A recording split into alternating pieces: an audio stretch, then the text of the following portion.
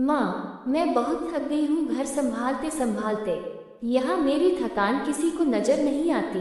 कुछ दिन आराम करना चाहती हूँ। सोच रही हूँ कुछ दिनों के लिए अपने मायके आ जाऊँ। आते हुए अपने बच्चों को भी साथ ले आऊंगी, वे वहीं से स्कूल चले जाएंगे। आखिर एक ही शहर में ससुराल और मायका होने का कुछ तो फायदा मिले। नम्रता ने फोन पर अपनी माँ से कहा। पार्वती जी ने दूसरी तरफ से कहा, हाँ बेटा, जब तेरी इच्छा हो आ जाना, आखिर ये तेरा भी तो घर है। ठीक है माँ, तो मैं कल ही आ जाऊंगी, नम्रता खुश हो बोली। हाँ बेटा, कल आ जाओ, मैं तुम्हारा इंतजार करूंगी। अभी मैं फोन रखती हूँ, मुझे मंदिर भी जाना है। कमला जी ने फोन रख दिया और सीधे किचन में गई। किचन में खाना बना रही बहू से बोली, अरे अनुपमा सुनो, कल तुम्हारी ननंद आ रही है। आज बाजार जाकर फल सब्जी और मिठाइयाँ लेकर आना। बेचारी मेरी बेटी ससुराल में नौकरों की तरह काम करती है और उस पर कोई ध्यान ही नहीं देता। यहाँ आएगी, कुछ दिन रहेगी तो उसका मन और तबीयत अच्छे रहेंगे।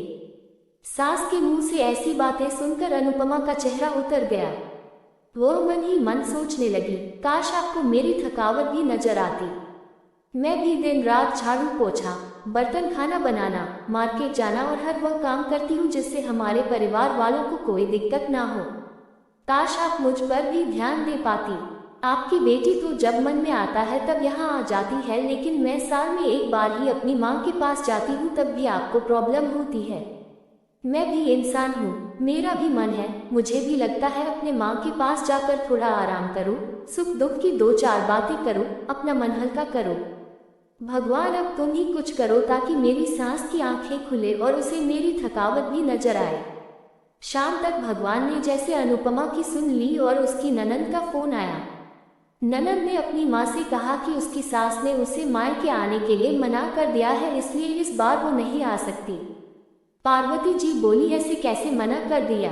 पहले तो कभी वह तुम्हें आने के लिए नहीं रोकती थी, इस बार भला क्या हो गया?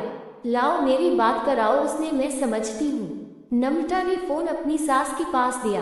पार्वती जी ने कहा, नमस्कार समधन जी, आपसे कुछ कहना था। समधन जी ने कहा, कहिए। दरअसल नम्रता कल त्योहार है, इसलिए अपने मायके आना चाहती है, अगर आप उसे भेज दे तो अच्छा रहेगा।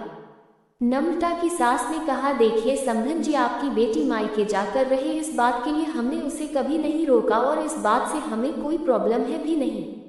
कुछ दिनों पहले मैं अपने रिश्तेदार की शादी में गई थी, वहां आपकी बहू अनुपमा की माता जी से मिलने का मौका मिला। उनसे गपशप करने के दौरान उनकी बातों से पता चला कि अनुपमा को साल में एक ही बार अपने मायके जाने को मिलता है और वह भी बहुत कम समय के लिए। मुझे लगता है आपको पहले अनुपमा को उसके मायके भेज देना चाहिए और वह जब मायके होकर आ जाएगी तो मैं नम्रता को आपके पास भेज दूंगी। एक बहुत जरूरी बात जो मुझे लगता है आपको समझ लेनी चाहिए कि आपको अपनी बहू को भी बेटी की तरह या बेटी से भी ज्यादा प्यार देना चाहिए। उसे भी मायके जाने की इच्छा होती होगी। हो सकता है नम्रता के वहां आने से उसकी आवभगत करने के लिए आप उसे उसके मायके नहीं भेजती होंगी, या फिर वह आपसे कुछ कहने से अभी डरती हो। अगर आप उसको घर में ही कैद रखेगी तो एक दिन ऐसा आएगा जब वह आपके खिलाफ बोलने लगेगी, फिर वह आपकी सुनेगी भी नहीं और जब चाहे तब अपने मायके जाएगी।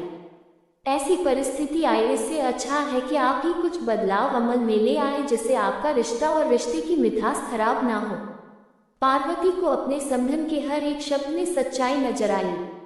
उन्हें महसूस हुआ कि उन्होंने अपनी बेटी के प्यार में अंधे होकर कभी भी अपनी बहू के मन का विचार नहीं किया। उन्होंने हमेशा ही अपनी बेटी को अपने बहू से ऊपर रखा।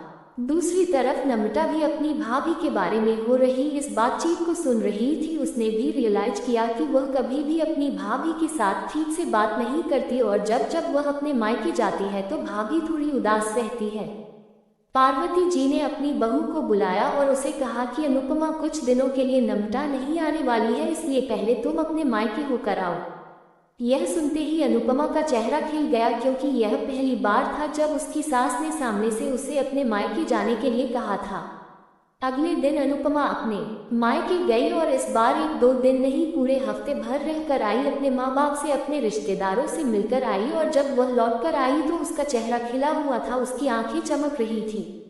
अनुपमा के आने के बाद नम्रता भी अपने मायके आई और इस बार वो खुद सामने से अपनी भाभी से खुशी खुशी मिली और अच्छे से बात की। नम्रता ने अपनी माँ से बात करके उन्हें भी अच्छे से समझने में मदद की कि वह कहीं ना कहीं अनुपमा के साथ गलत व्यवहार कर रहे थे। दूसरी तरफ अनुपमा अपने ससुराल वालों के बदले रवैया से बहुत खुश थी। अब वह खुशी खुशी सबका ध्यान रखती और हर काम प्यार से करती। वह ध्यान रखती कि कोई भी ऐसी बात या काम ना करे जिससे घर में तनाव का माहौल पैदा। पार्वती जी अपनी बहू को खुद ही समय समय पर मायके भेज दिया करती। एक छोटे से बदलाव ने सास बहू और भाभी ननंद के बीच की कड़वाहट को दूर कर दिया और रिश्तों को और भी ज्यादा मीठा और मजबूत कर दिया।